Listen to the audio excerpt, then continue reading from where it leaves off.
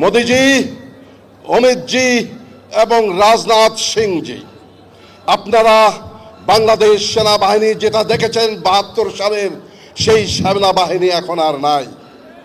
আমরা এখন যুদ্ধোপযোগী এবং যে কোনো শত্রু মোকাবেলায় প্রস্তুত। আপনারা আর আস্ফালন তুলবেন না। ইস্টার্ন সেক্টর, ইস্টার্ন কমান্ড গোছানোর ভয় আমাদেরকে দেখাবেন না। শুধু আমরা সশস্ত্র বাহিনী নই, ১৭ কোটি জনতা আছে আমাদের সাথে, আপনাদেরকে সীমান্তেই রুখে দিতে। আমরা অতি উদ্বেগের সাথে লক্ষ্য করছি, সম্প্রতি বাংলাদেশের লেডি ফ্রাউন পালিয়ে যাওয়ার পর থেকে ভারতের হিন্দু বিদ্বেষী নেতৃত্বের সেন দৃষ্টি পড়েছে আমাদের দিকে। তাদের ইদানিংকালের বিভিন্ন কর্মকাণ্ড এটা সুস্পষ্টভাবে প্রমাণ করে।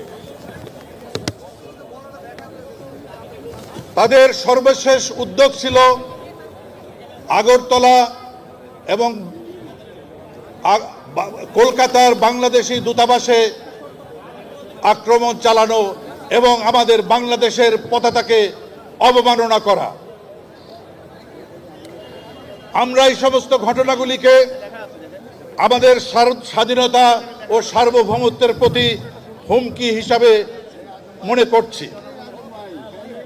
এছাড়া ভারতের কিছু মিডিয়া, রাজনৈতিক নেতারা বাংলাদেশকে নিয়ে সার্বক্ষণিক বিষোদ্গার করে চলেছে। দেশের এই সংকটময় পরিস্থিতিতে যখন আমাদের সার্বভৌমত্বের উপর হামলা হয়, আমাদের পতাকা পদদলিত হয়, আমাদের দূতাবাসে আক্রমণ হয়, তখন আমরা সশস্ত্র বাহিনীর সদস্যরা চুপ করে থাকতে পারি না। আমরা দেশের স্বাধীনতা ও সার্বভৌমত্ব রক্ষার শপথ দিয়েছিলাম। এখনো আমরা সেই শপথ থেকে কোনো রকমের বিচ্যুত হইনি। দেশের এই ক্রান্তি লগ্নে জাতিকে ভারতীয় আগ্রাসনের বিরুদ্ধে আমরা ঐক্যবদ্ধ করতে চাই।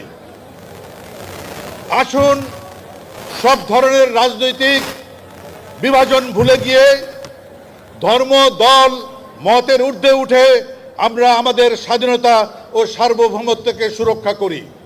আর কোনো নতজানু পররাষ্ট্রনীতি নয়, সংহতার ভিত্তিতে পররাষ্ট্রনীতি। ভারতের জনগণকে আমরা বলতে চাই, আপনাদের সাথে আমাদের